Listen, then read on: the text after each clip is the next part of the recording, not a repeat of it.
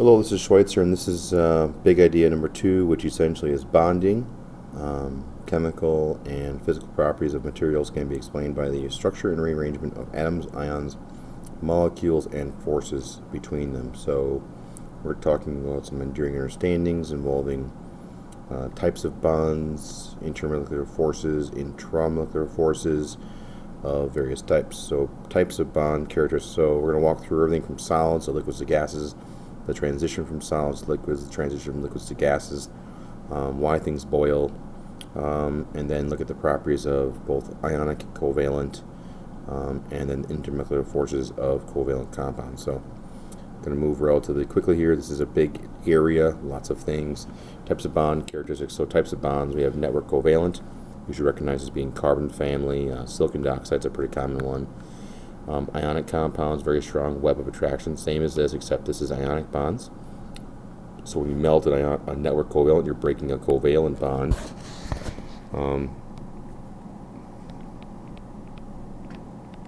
When you melt an ionic compound, you're breaking an ionic compound. Keep in mind.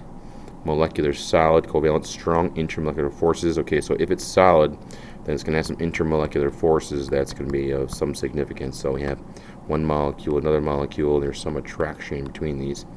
This will be caused by a dipole, negative, positive, positive, negative, and this is causing some interactions here. Moving on here, network covalence, obviously highest melting points, carbon, silicon carbide, silicon dioxide are some pretty common network covalents. Ionic compounds, what holds together an ionic compound? Well, of course, we have a bulk crystal of cations bound to anions, cation, anion, and these just simply attract to each other via electrostatic attraction, and this is what controls the melting points of an ionic bond, and that is the Coulomb's law. Charge of the cation, charge of the anion, and the distance between the two. The factors affecting the melting point of an ionic compound is these charges. If in fact they have the same charge, then we'll drop to the next factor, which is the size.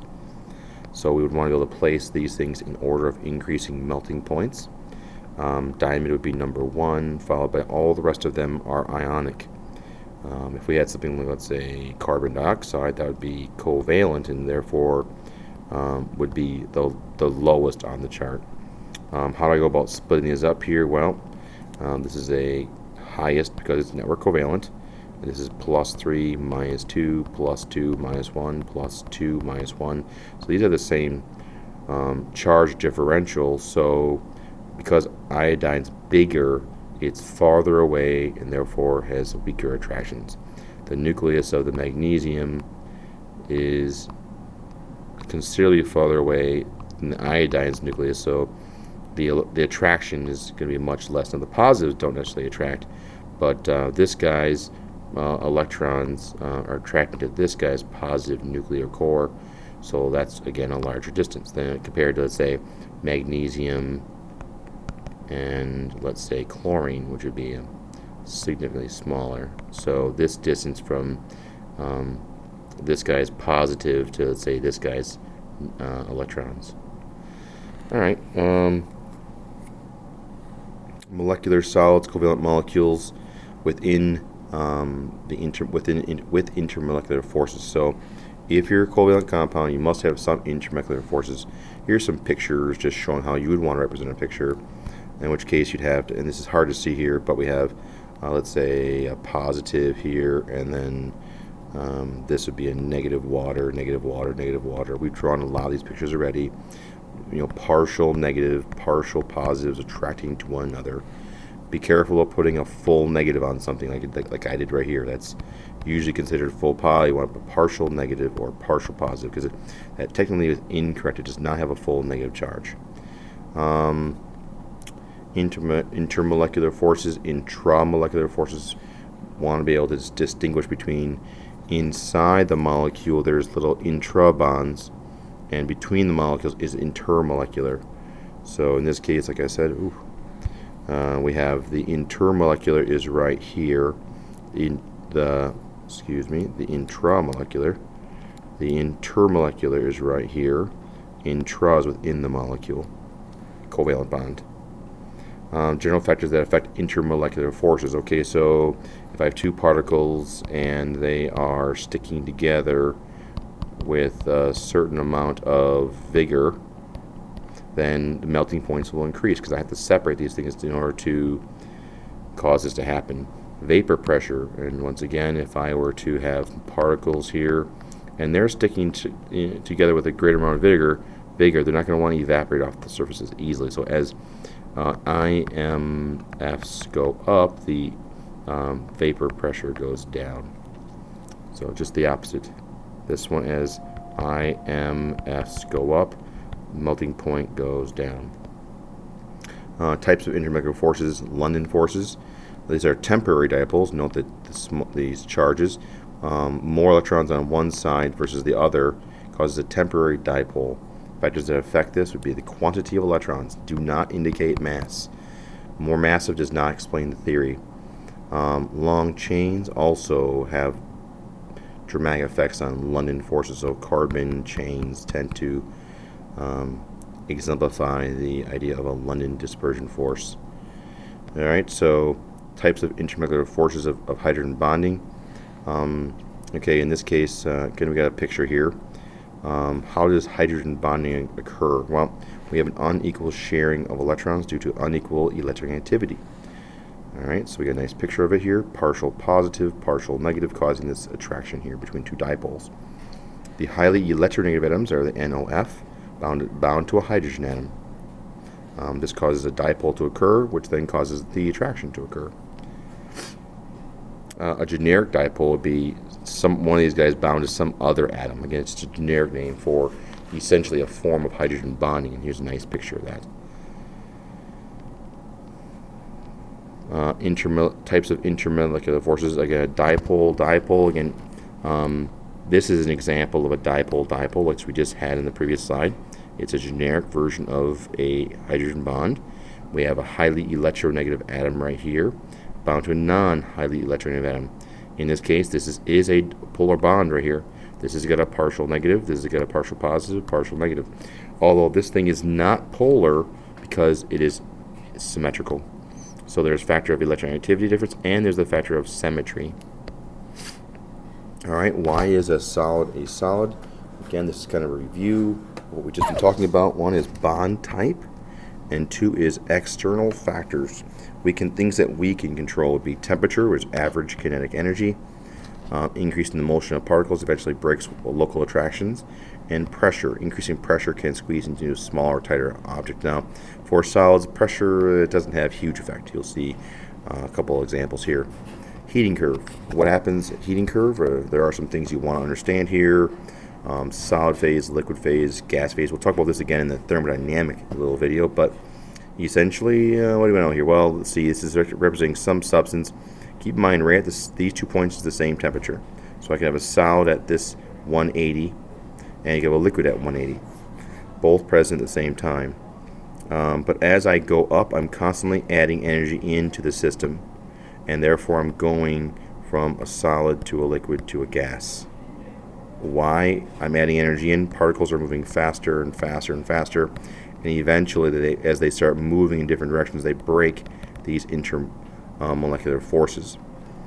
A thing you might note about a solid to liquid transition from here to here is solids. In a solid, a particle can rotationally move, but in a liquid, they can both rotationally move and translationally move. Just important words to use to help describe what's happening as phase transitions occur. As we move translationally, of course, that requires more kinetic energy, and the only way you get the more kinetic energy is by adding energy into the process. Of course, as we come back, then the energy needs to be released. Energy is conserved. Some of these attractions that could be busted up here by the increase of energy is ionic, network covalent, or IMFs, intermolecular forces. Liquids. Why is a liquid a liquid? Well, again, bonding is a factor. Likely in this case, we're only dealing with molecular substances, so covalent, with a moderate amount of intermolecular forces. So we're not talking ionic, and we're not talking network covalent. Factors that we can affect are going to be temperature and pressure. We could change these factors and kick it from a solid to a liquid, or liquid to a gas based on that. Now, we have a triple phase diagram. This is not generally in the exam. They cut it out because they said it was too easy. But either way, we have a solid, liquid, and a gas. Sometimes I label that. And of course, we note that this is the triple point. All three phases are present. This is a critical point where no more liquid can be had because the temperature is just too high. Usually we have an arrow on this guy, which is, they call it the fusion curve. That's an unusual way of saying that. But it's the delta H of fusion, or melting. Sublimation line right here. So if you see something like this, they're basically asking you to interpret this graph. So if 1.0 would be considered normal pressure, and you come across and say, okay, well, then at this temperature is its melting point, and at this temperature here would be its freezing point. So, and just to be able to interpret that. And notice that for solids, liquids, this line's almost straight up and down. So, like I said, pressure doesn't have a huge effect on the melting point or the boiling point of this particular substance. And I said melting point and freezing point. It'd be melting point and boiling point. As opposed to this line, which is much more diagonal. So as you raise your pressure up, it adjusts, it changes this a lot. Alright, so why do liquids dissolve? Well, whenever you want to explain how liquids dissolve, you really want to use Coulomb's law to do this. The force equals the K constant, which we don't really care about, 9Q times Q divided by distance between the two. This shows a nice picture of how this occurs. Okay. One thing I will mention about this is likes dissolve likes. So we have, let's say, a polar substance. I'll take this little room right here and draw this out here. Let's say we have ammonium, which NH3. It looks like this: nitrogen, hydrogen, hydrogen, and hydrogen. Now, because of the nitrogen, we have a partial negative and we have a partial positive. But these are permanent dipoles. They stay. So this is going to help this thing dissolve in water. So in this case, for example, if this molecule is here, a water molecule would associate like this. We have a negative here and a positive here. So some people don't realize that. Let's say, let's go with like a butane. Butane also has started to have increased intermolecular forces because of London forces. Now, London forces are temporary dipoles, which they come and they go because of shifting electrons. This usually does not aid in dissolving because the dipoles come and go, and therefore this molecule technically is non-polar, and therefore will only dissolve in non-polar items. These dipoles are temporary, as to a molecule like this, which has a permanent dipole and therefore permanently dissolves in a polar substance. A very important property of ionic compounds is that when they dissolve due to Coulombic attractions, they dissociate. One of these guys breaks into three of these, and one of these, very, very, very, very important, increases conductivity. And of course, you'd be able to recognize the relationships between those concentrations. Alright, liquid to a gas. Why does a liquid go to a gas? Well, either we're adding energy, so you have to heat this thing, and when you do that, you drive up the vapor pressure until it exceeds the atmospheric pressure. At that point, another way to do this is to drop the atmospheric pressure below the vapor pressure. I think I used this thing here. So the atmospheric pressure is lower than the vapor pressure. At that point, you would be able to, again, boil at a lower temperature. Just because you lower your atmospheric pressure on it, it boils, doesn't mean it's hot. It would boil at a lower temperature. You'll also note that when we go from a liquid to a gas, here, it's very large amount of energy because we're going from not just slightly moving around translationally to being really jumping out and moving lots of kinetic energy. So the overall increase of kinetic energy is really causing a lot of energy to be put in to account for this increase in kinetic energy. All right, what factors affect gases? Well, we have internal factors, of course. As an ideal gas, there essentially are no interactions between particles. They are traveling on their own, and there is no interactions, attractions, or repulsions.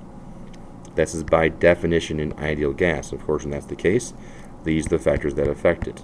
Basically, PIV-NERT. Pressure, volume, moles, temperature.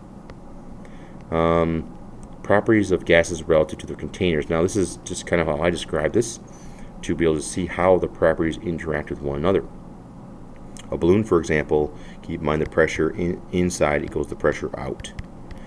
Pressure in equals pressure out. So as I increase my temperature, I increase the movement of the particles inside here, and therefore I get increased number of collisions, and the volume also increases. The reason why the volume increases is because there's a temporary increase in pressure. That is until they can then equalize with an increase in volume. So in the end, we have the same pressure, just increase in volume. All right, so a rigid container right here.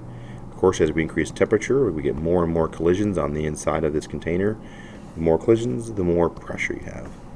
On this guy, I'm holding temperature constant, although it's not needed for a piston. Pistons don't have to be temperature constant, but for my example here, I am holding the temperature constant. You should note that if you squeeze this thing down to a smaller and smaller area, then you'd have the same number of particles flying around in a smaller area. So reducing volume would increase the number of collisions, therefore increasing pressure. An important distinction between average kinetic energy and molecular speed. Average kinetic energy is the temperature. It's the average temperature, because some particles are moving faster, some particles are moving slower. Molecular velocity is the actual speed of the actual item. So for a given temperature, assuming this is the same, then more massive particles would have a lower velocity, or less massive particles would have a higher velocity. Keep that in mind. Keep in mind another way this is often described, we'll see this a lot, is Maxwell's distribution, where we'll have, let's say, this balloon here. Some particles, this balloon has a temperature. Some particles are traveling very fast, some particles are traveling essentially not at all. And on average, it looks maybe like this.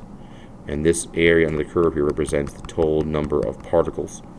So if I were to warm this thing, my area in the curve has to be the same regardless. And I'm always going to have some particles that aren't moving at all. So if I warm it, it would look like this.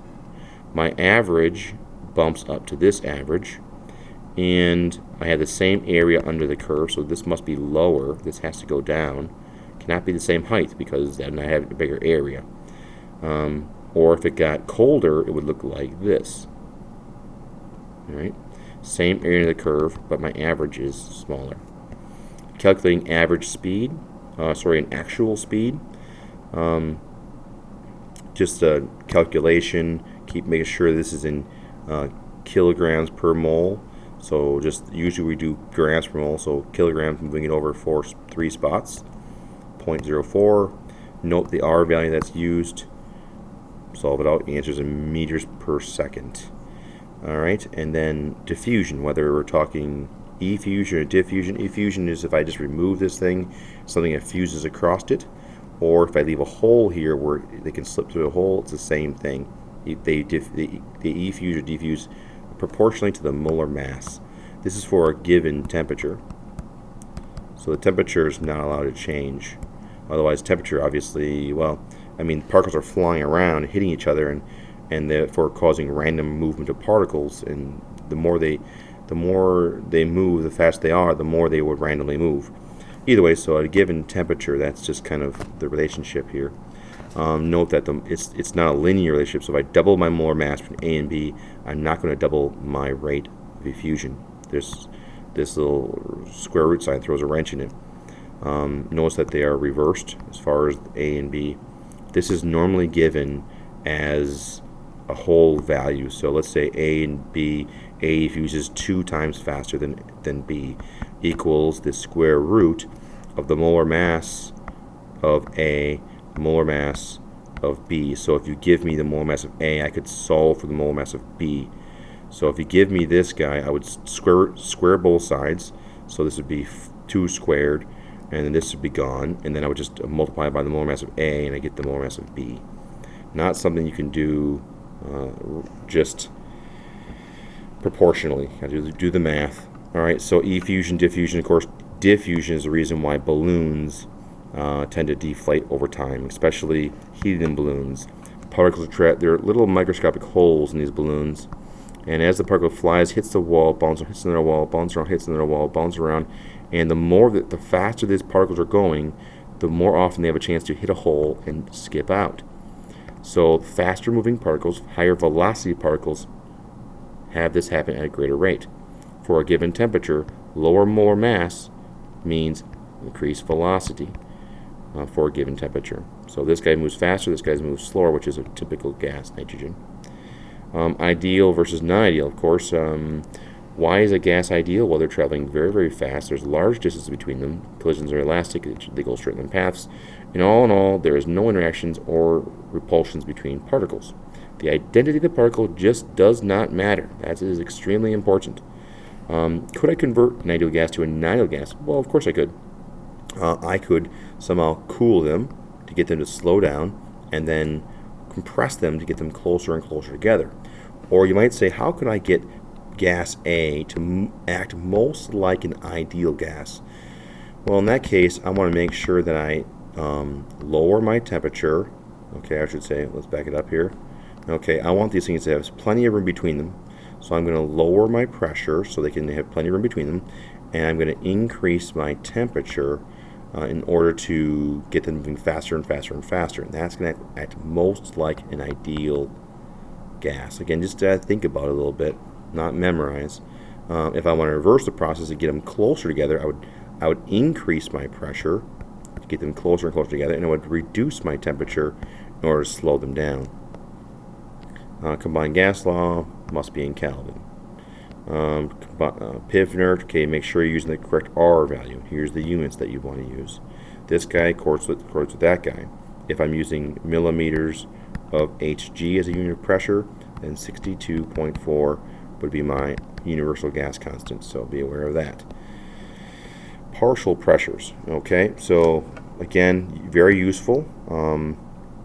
All my pressures add up, so if I have pressure A plus pressure B plus pressure C, I place them all into a new container, D, then 1, 2, 3 atmospheres. Let's say these are atmospheres, atmospheres, atmospheres. So 1, 2, and 3. I have 6 atmospheres in my new container. Again, if your partial pressures are proportional to the number of particles in there as well. So here, if 10% of particles in a balloon are oxygen, then therefore 10% of the pressure is due to oxygen. If you're using Pivner, whatever you put in for moles will give you proportional pressure, or if you put just the partial pressure into, so inside the 6 atmospheres here, 1 atmosphere of that 6 is due to A. So in that case, you put 1 in here, you only get the moles of A, or vice versa. So these are connected based on what you put in there. Keep in mind, we track pressures with equilibrium systems, partial pressures. So we have a bunch of problems here that are involving bonding. Okay, so in this case, I'll go quickly through this, but this is asking for intermolecular forces. As intermolecular forces increase, your vapor pressure decreases. In this case, again, I want to cancel the ones in the middle, and I'm looking for C. This is the one that's got the lowest vapor pressure. It has the greatest intermolecular forces. Let's reread the question again, make sure you see that. So based on which of the following liquids has the greatest intermolecular forces? So the greatest or the weakest, important, weakest intermolecular forces, that would be the one with the highest vapor pressure. And that is why C is the answer. Alright, in this case we're looking at, again, you can stop this video and read the question on your own, but essentially it's asking for which one of these is going to have the highest attraction to water. They all have the same charge, so we're looking at just distance-wise, radius-wise. In that case, Zinc is greater than calcium is greater than barium because the smaller ions have stronger equivalent attractions. Very important. All right, which of these is a hydrogen bond? And this is a covalent bond. This is two negatives, so that one's out. It's two positives, so that one's out. And here we have a negative and a positive. Partial negative, partial positive, and that's the one you want to choose. Here's another example to the right here. Okay. Pretty typical example. I think I've seen this on just about every newer style AP exam, something of this nature. Alright, the average kinetic energy of all these molecules, average kinetic energy is temperature. They're all the same because they're all 27. Moving on. Okay, there's the answer. Alright, so the density of the gas. Alright, so density is mass per volume. Alright, so in this case, let's first look at the pressure. And there's a couple ways you could solve this problem, but because they have the same temperature, I look at PV equals nRT. They all have the same temperature. They're all in the same volume. So we're really looking at the number of particles present, which is part of density, is due to pressure. These are correlating. These are directly correlating to the number of particles. So highest pressure means the highest number of particles, regardless of the identity of the particles. This doesn't matter at this point. Just looking at number of particles. This guy has the most particles. Alright, so now, of those particles, who's the heaviest? Alright, so I have a very heavy particle here, really light particle. So this one here right now is the lowest density. Least number of particles of the lightest. This guy is out. It's not the most dense. This guy has, again, it's proportional. Double the pressure means double the N, double the number of particles. This guy has double the particles, and this guy is not twice as heavy. So therefore, this guy is heavier. If you multiply these two together, you would get a higher number than these two multiplied together. So B is the answer.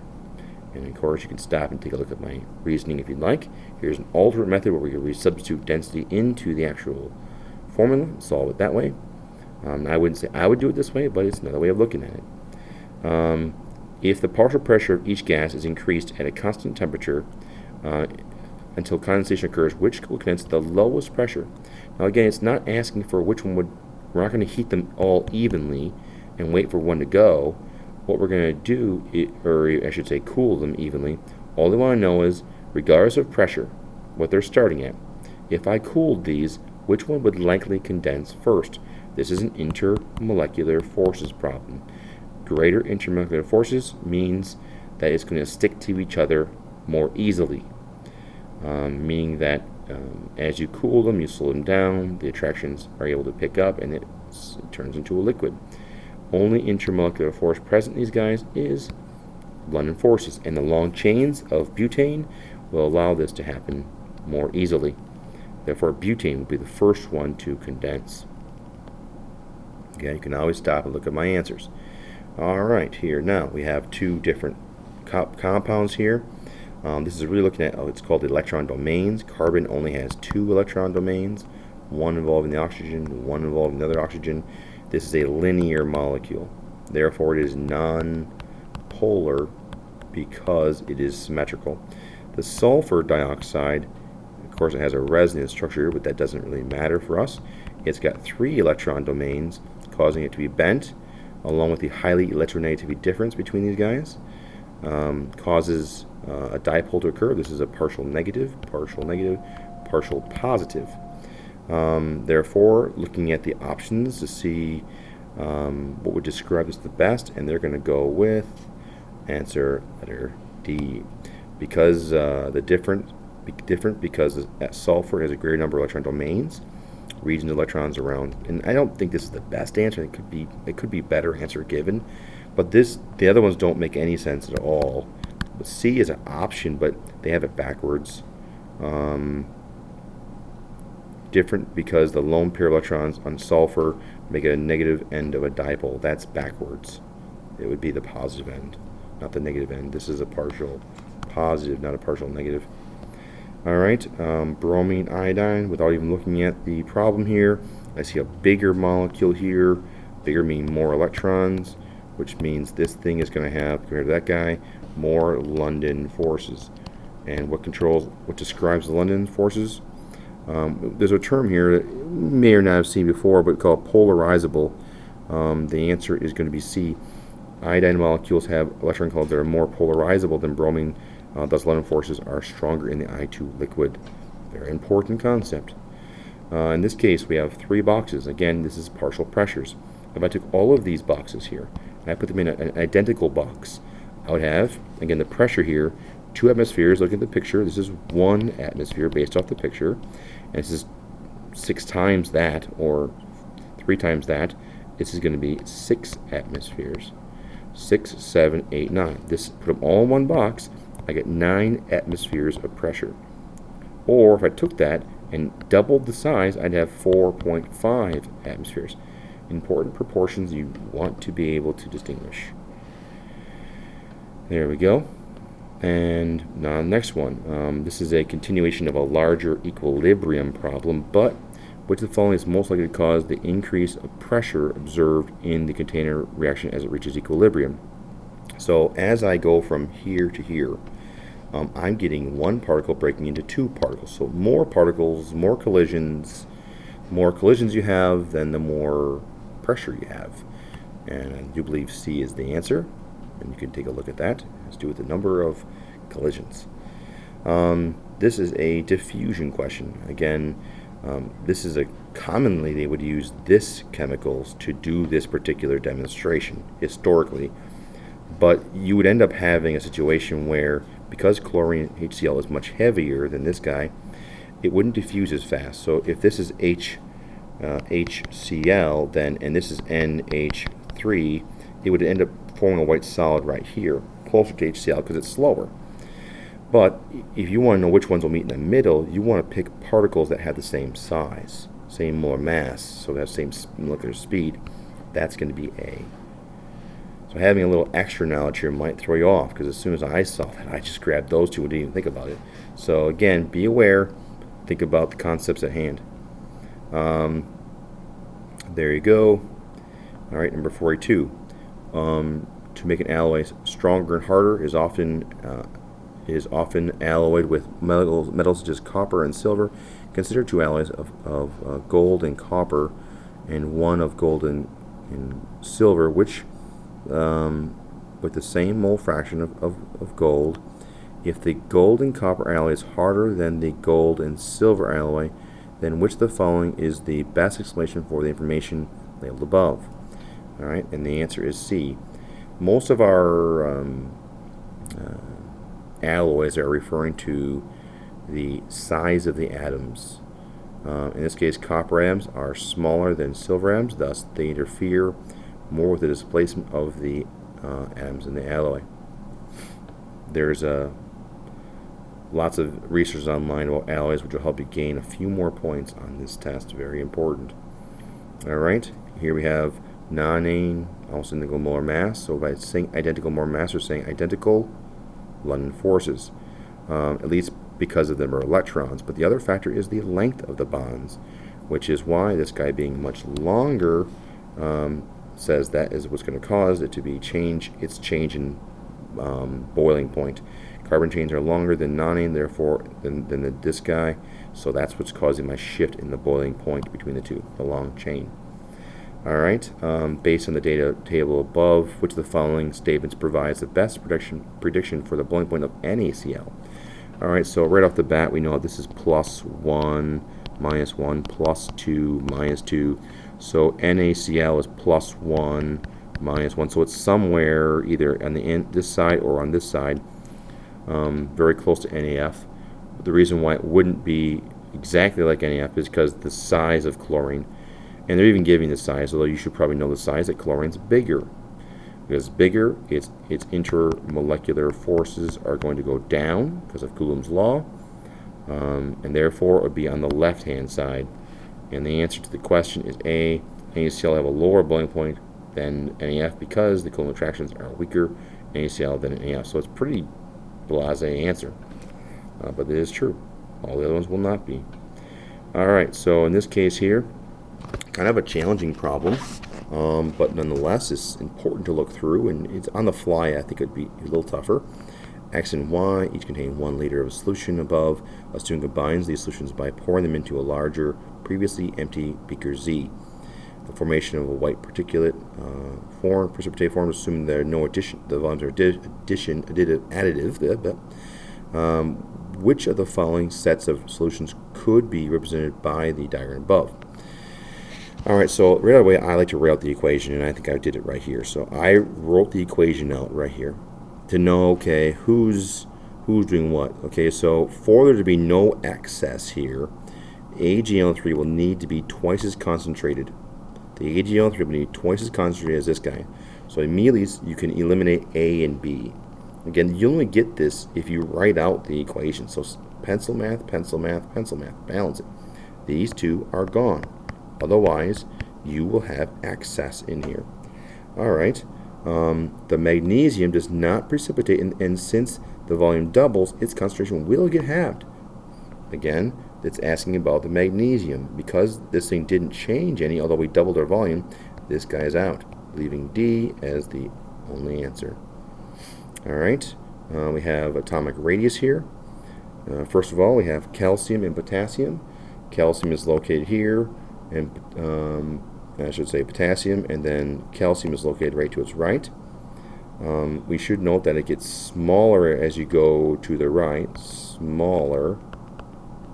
Alright. In that case, based on the periodic trends, the data above, which of the following are the most probable values for the atomic radius of the first ionization of potassium, respectively? Well, I'm expecting that potassium should be a little bit bigger than the calcium, so I'm going to eliminate the 120s. And I would expect that because it's got less protons, its effective nuclear charge is slightly smaller. Again, less, so that means it is going to be B, this guy right here. Again, you could reference this in terms of being smaller, but the reason why it's smaller is because it has less protons. And we call it effective nuclear charge. Alright, and there's the answer. I got a little bit of a repeat problem here. We have just discrimination of a covalent bond from a hydrogen bond. And there's that answer. Moving along quickly, and that is the end of the questions involving bonding. Thank you very much.